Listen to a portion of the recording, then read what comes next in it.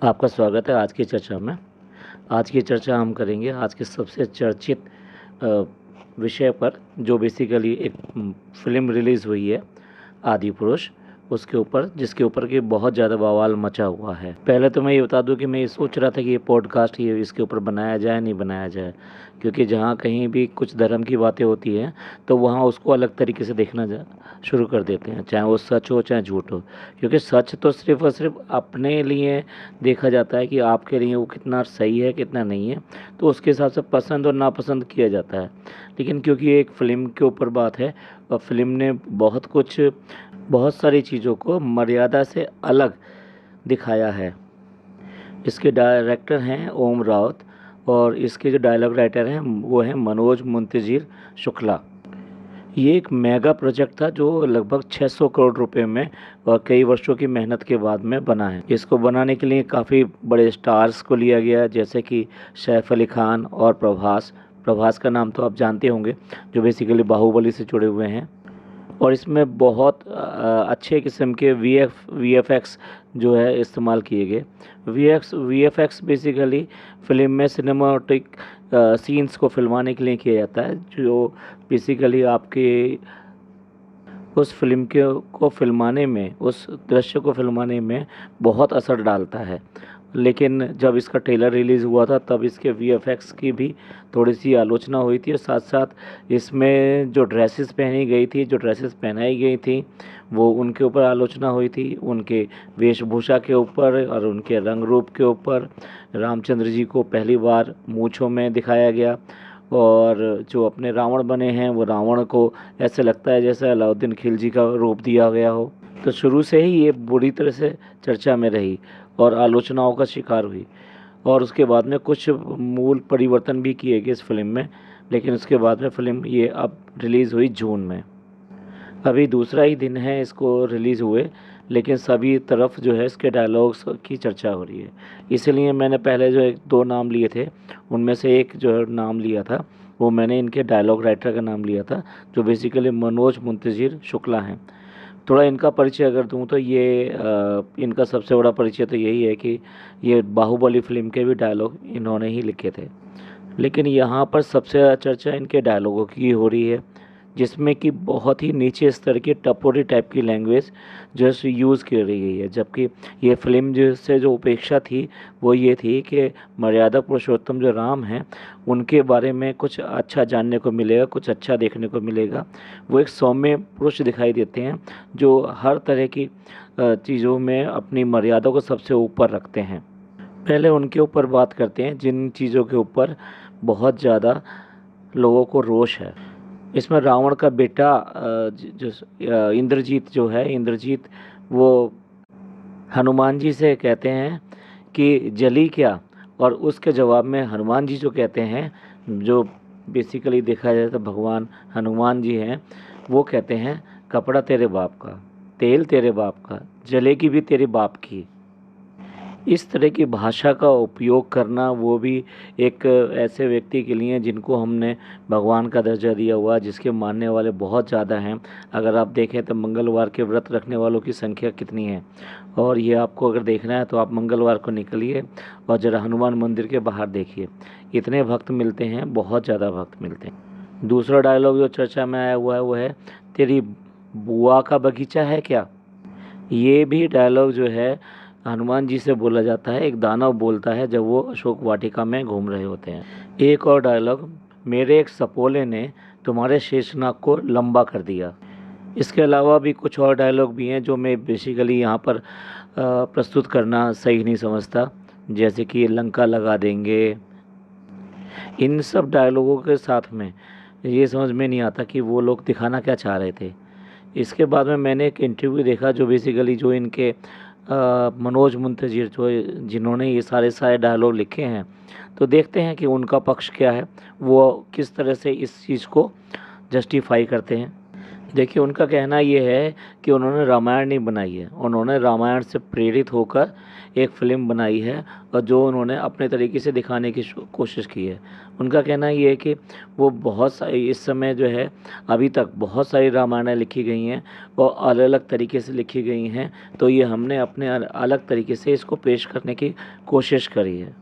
लेकिन ये कहीं से भी समझ में नहीं आता कि इस तरह की टपोरी लैंग्वेज को आप कैसे जस्टिफाई कर सकते हो उस समय की स्थिति को देखते हुए।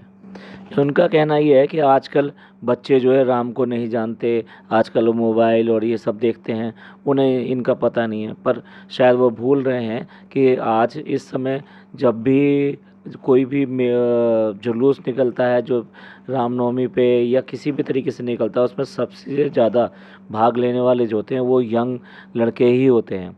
और हर जगह जो जयकारा सुनाई देता है वो जय श्री राम का सुनाई देता है। लगता है वो भारत के हैं नहीं, लगता है अभी अभी भारत में आए हैं, तो उन्हें शायद लग नहीं रहा कि यहाँ पे श्री राम जी का नाम कितना ज़्यादा लिया जाता है। तो उनका कहना ये था कि हम एक ऐसा रूप प्रस्तुत करना चाहते थे जो आम बोलचाल की भाषा में हो, जिससे कि लोग उनको कनेक्ट कर सकें। समझ में नहीं आ रहा कि भगवान की कथा सुनाना चाहते हैं और उसको आम लोगों की भाषा में और उसका नाम दे रहे हैं कनेक्टिविटी का। क्या पहले जो रामायण आई थी, क्या वो लोगों को कनेक्ट नहीं कर पाई? ऐसा लगता था जिस टाइम रामायण आई थी रामानंद सागर की, जिस टाइम उसका एपिसोड आता था, लोग सड़कों पे दिखाई नहीं दिया करते थे। किसी हालत में भी लोग उसको छोड़ने को तैयार नहीं थे। लोग एक दूसरे से मिलना छोड़ सकते थे, मार्केट खाली हो जाती थी, लेकिन सबसे पहले वो रामायण देखी जाती थी। तो क्या कहना चाहते हैं कि क्या वो उसने कनेक्शन नहीं बना पाया?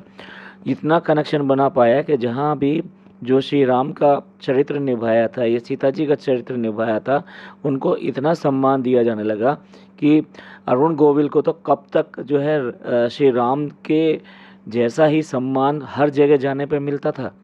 जब उनसे पूछा गया कि देखिए आपने इस तरह के डायलॉग लिखे हैं, तो आप ये कहाँ से इसको जस्टिफाई करेंगे? तो बड़े आराम से वही कहते हैं, देखिए 4 या 5 डायलॉगों के लिए जो हमने लिखे हैं, उनके लिए आप पूरी फ़िल्म के लिए ऐसा कह रहे हैं। जो मैंने 5 डायलॉग लिखे हैं, ये ऐसी आम बोलचाल वाली भाषा के लिखे हैं जो हमने अब तक सुने हैं, जो हमने कथाओं में सुने हैं, जो मतलब जो धर्मगुरु जो जगह-जगह कथाएँ करते हैं, उसमें उसका विवरण मिलता है। अब देखिए वो किस तरीके से इस बात को मोल्ड कर रहे हैं। जो जगह-जगह कथाएँ सुनाई जाती हैं रामायण के बारे में, उसमें कई बार ऐसे विवरण वो देते हैं जिससे कि लोगों को थोड़ी उसकी रोचकता आए, लेकिन कहीं पर भी आप उसकी मर्यादा को भंग नहीं कर सकते। तो किस तरह की आप बात कर रहे हैं और किस तरह का बहाना ले रहे हैं, ये समझ से परे है। फिर उसके बाद में उन्होंने इस फ़िल्म के कुछ और डायलॉग सुनाए जो बहुत बहुत ही ओजस्वी डायलॉग थे। डायलॉग बहुत ही अच्छे थे, लेकिन बहुत ज़्यादा ओजस्वी थे, बहुत ज़्यादा ऐसे थे कि जो बेसिकली मेरे हिसाब से श्री राम के जो कैरेक्टर है, जो उनका अभी तक हम समझते हैं, उनकी जो मर्यादा है, उसके विपरीत थे। हालाँकि वो इसको बहुत ही अच्छा बता रहे हैं कि देखो मैंने इतने अच्छे डायलॉग लिखे हैं, कितने ओजस्वी डायलॉग लिखे हैं, इनके ऊपर तो कोई बात नहीं करता। मैंने इतने सारे डायलॉग लिखे हैं, सिर्फ़ 5 डायलॉग ऊपर बात होती है। मैं ये कहना चाहता हूँ कि अगर रामायण देखें आप रामानंद सागर की, तो वो जो राम के जो कैरेक्टर है, वो बिना किसी धर्म के अगर कोई भी देखेगा तो वो उनसे ज़रूर प्रेरित होगा और उनको पसंद करेगा, क्योंकि उसके अंदर एक सौम्यता दिखाई देती है वो, और उसके अंदर कहीं पर भी वो घमंड नहीं दिखाई देता। वो कोई भी बात करते हैं तो इसमें इतनी सौम्यता है और इतना तरीके से वो अपनी बात को रखते हैं और अपनी मर्यादा को कहीं पर भी नहीं छोड़ते हैं। इसलिए तो उनका नाम राम है और इसीलिए उनको इतना माना जाता है। अब देखिए वो 5-6 डायलॉग सुनाए और जो हमारी जो एंकर महोदया थी श्वेता जी, वो इम्प्रेस होके बोलती हैं। तो फिर इसका मतलब ये है कि लोग आपको समझ नहीं पा रहे। मुझे समझ में नहीं आया कि वो इंटरव्यू जब ले रही थी तो वो किसकी तरफ से इंटरव्यू ले रही हैं, क्या दिखाना चाह रही हैं। फिर उनका कहना ये था कि सिर्फ कुछ लोग ही इसका विरोध कर रहे हैं। जो विरोध कर रहे हैं वो बेसिकली उनका उद्देश्य कोई ही दूसरा है। ट्विटर पे पूरा वॉर छिड़ा हुआ है। जो ट्विटर पे जो वॉर छिड़ा हुआ है, तो एक ही सेंटेंस जगह-जगह अलग-अलग हैंडल से ट्वीट हो रहा है। आप पता नहीं किस चीज़ को लेकर क्या अपना आंसर देना चाह रहे हैं और क्या सवाल था। फिर उसके बाद में जो एंकर महोदया थी उन्होंने उनसे पूछा कि आप हिंदुत्व की बात करते हैं, हिंदुत्व संगठन भी जो है इसके ऊपर सुप्रीम कोर्ट तक चले गए, आप कैसे कह सकते हैं कि ये सिर्फ़ और सिर्फ कुछ लोगों की बातें हैं, वो आपने बाकी लोगों को आहत नहीं किया। तो इस पर उनका जवाब ये था कि मेरे को इस बारे में कोई जानकारी नहीं है, ना ही मेरी टीम ने मुझे कोई जानकारी दी है। जबकि न्यूज़ चैनल के हर न्यूज़ चैनल पर ये न्यूज़ आ रही है कि हिंदू संगठनों की तरफ से भी इस पर बैन लगाने के लिए सुप्रीम कोर्ट में याचिका दायर की गई है। हाँ, इतना ज़रूर स्वीकार करते हैं कि ये जो भाषा है थोड़ी सी राउडी टाइप की है, पर मेरे को समझ में नहीं आता राउडी टाइप की भाषा आप इसमें इस्तेमाल कर रहे हैं, रामायण की कथा के लिए इस्तेमाल कर रहे हैं। जबकि अभी कुछ दिन पहले जब फिल्म फेयर अवार्ड हुआ था तब एक फ़िल्म गली बॉय को अवार्ड मिला था, तो उसके गाने की पंक्तियों के लिए आपने बहुत ही ज़्यादा ऑब्जेक्शन उठाया था, जबकि उस फिल्म का नाम तो गली बॉय था, जो बेसिकली टपोरी लैंग्वेज से ही रिलेट करती है। यहाँ तो हम रामायण की बात करते हैं, तो इस तरह का दोगला आप कैसे कह सकते हैं पर कि यहाँ पर तो आप एक बात कहेंगे, वहाँ पर दूसरी बात कहेंगे। दूसरा वो ये कहते हैं कि हमें कुछ क्रिएटिविटी के लिए कुछ तो आप चांस दीजिए, कुछ तो मौका दीजिए। हमने ये जो दिखाई है क्रिएटिविटी दिखाई है, क्रिएटिविटी क्या दिखाई है कि बजरंगबली जो हैं, जो सबके श्रद्धे हैं, उनका कहना ये है वो कहीं ना कहीं जो ह्यूमर उनके अंदर है, और वो सिर्फ़ और सिर्फ ये मतलब भगवान तो हमने उनको देखा है कि उनकी भक्ति की वजह से, लेकिन वो उनके अंदर एक ह्यूमर है, तभी तो वो वहाँ पे फल तोड़ते हैं और वहाँ पर इस तरह से करते हैं। लेकिन देखा जाए तो देखिए, वो हनुमान जी की जो बात है वो ये है कि जब वो अशोक वाटिका में जाते हैं, बहुत भूख लगती है, तो जो उन्हें फल मिलता है, जैसे मिलता है वो खा लेते हैं। उसको कई बार कथावाचक ह्यूमर में दिखा भी देते हैं कि उन्होंने इस तरह से किया। क्या आपको लगता है कि सारा कुछ उन्होंने ऐसे ही किया होगा? लेकिन वो कहाँ से कहाँ बात को कहना चाह रहे हैं कि हम एक ह्यूमर देना चाहते हैं, तो आपका जो बच्चा है वो उनसे कनेक्ट होगा और उसको खुशी लगेगी। अरे भाई, ये कोई ऐसी चीज़ नहीं है, ये बेसिकली हमारी परंपरा है, ये हमारी संस्कृति है। इस संस्कृति के साथ में हम जो है इस छोटे छोटे शब्दों का उपयोग करेंगे, और उसको बताने के लिए, बच्चों को समझाने के लिए क्या इस तरह की टपोरी भाषा का यूज़ करेंगे? इसके बाद अगर देखा जाए तो एक तरफ हिंदू संगठनों ने भी इसको चैलेंज किया है, उधर नेपाल में भी इसका बड़ा ही विरोध हो रहा है। वहाँ की संसद में भी इसके ऊपर आवाज़ उठी है और इसको बैन करने के लिए बात की गई है। और उसका ख़ास बात जो है वो ये है कि इसमें जो सीता माता हैं उनका जन्म स्थान, और वो कहती हैं कि मैं भारत वर्ष की हूँ, जबकि जो उनका जन्म हुआ था वो नेपाल के क्षेत्र में हुआ था। तो इस तरह से वो बहुत आहत महसूस कर रहे हैं। इसके बाद वो एक और अपना तथ्य रखना चाहते हैं, और ये कहते हैं कि अचानक ही मैंने राम के कैरेक्टर से तो कोई छेड़छाड़ नहीं करी, मैंने सीता के कैरेक्टर से तो कोई छेड़छाड़ नहीं करी, और मैंने जो बात करी है उसमें इतने अच्छे अच्छे डायलॉग लिखे हैं, लेकिन अचानक ही इन लोगों को रावण से इतना प्यार क्यों हो चला है? रावण इनके लिए इतना ज़्यादा श्रद्धेय कैसे हो चुका है? कुछ और तथ्य रखते हैं। वो ये कहते हैं कि रावण तो कभी भी ऐसा था ही नहीं। जो ये बात करते हैं कि सीता माता वहाँ पे रहीं और वो उनको हाथ भी नहीं लगा सका, देखो उसका कैरेक्टर ऐसा था कि बिना इच्छा के वो जो है सीता माता को छूना नहीं चाहता था। तो उसके ऊपर वो कहते हैं कि रावण का कैरेक्टर तो कभी भी अच्छा नहीं था, उसका कैरेक्टर तो बहुत ही ज़्यादा ख़राब था। एक वेदवंती का नाम लेकर बताते हैं कि उसने उसका शील भंग किया, जबकि एक पुंजे कथला नाम से जो थी वो भी सन्यासी थी, उनका भी उसने शील भंग किया। इसके बाद में वो रंभा का नाम लेते हैं, जो कि बेसिकली नल कुबेर की बेटे की वाइफ थी। जो देखा जाए तो उनका जब शील भंग किया तो ऐसा कहा जाता है कि उन्होंने श्राप दिया, या ये कहा जाता है कि नल कुबेर ने श्राप दिया, ऐसा उनका कहना है। और श्राप ये दिया था कि आज के बाद में अगर वो किसी पराई स्त्री को हाथ लगाएगा बिना इच्छा के, तो रावण के सर के टुकड़े टुकड़े हो जाएंगे। इस डर से रावण ने सीता माता को हाथ नहीं लगाया। अब ये बताइए, सीता माता को हाथ नहीं लगाया, वो सीता माता को वहाँ से लेकर आया, अपहरण करके आया, लेकर आया, अपने यहाँ रखा हुआ है, और वो इस तरह की बात कर रहे हैं कि वो शराब की वजह से उसने ऐसा नहीं किया।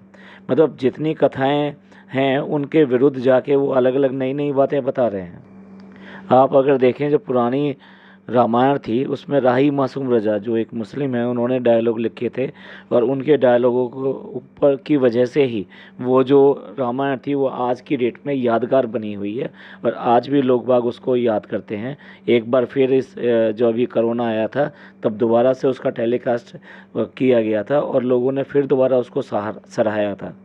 देखिए, बाकी बातों की मैं चर्चा नहीं करना चाहता कि कितने बीजेपी मुख्यमंत्रियों ने इस फिल्म में अपना डिवोशन वहाँ पे दिखाया गया है कि thanks to all these chief minister, और सारे सारे चीफ मिनिस्टर्स के नाम लिए गए हैं।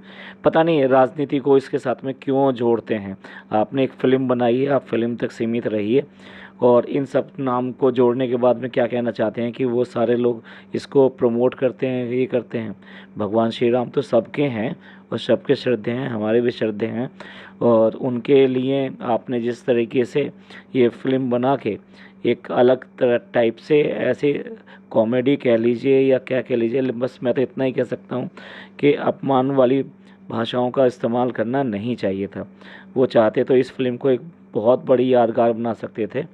देखा जाए तो राजा मौली साहब ने जो वो बनाई थी बाहुबली बनाई थी, वो एक यादगार फिल्म बनी थी। तो इसी तरीके से ये फिल्म भी एक यादगार फिल्म बन सकती थी। इसमें भी बहुत ज़्यादा वीएफएक्स पे काम किया गया था। तो इस तरीके से नए लोग इसको नए तरीके से बड़े रोचक तरीके से इसको देख सकते थे। चलिए, इस पॉडकास्ट को यहीं ख़त्म करते हैं। इस तरह की जो चर्चाएं हैं वो इनके इस तरह के कंट्रोवर्शियल मूव के ऊपर चलती रहेंगी।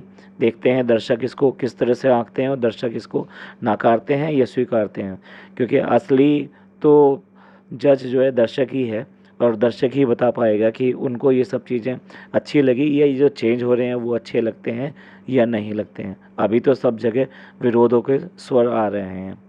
चलिए, इस पॉडकास्ट को यहीं ख़त्म करते हैं। मिलते हैं अगली पॉडकास्ट में। अगर आपको ये पॉडकास्ट पसंद आया हो तो प्लीज़ लाइक करें, सब्सक्राइब करें, शेयर करें, और अपना ख्याल रखें। खुशियाँ बांटें, खुशियाँ दें, और रिश्तों का ख्याल रखें। शुक्रिया, धन्यवाद।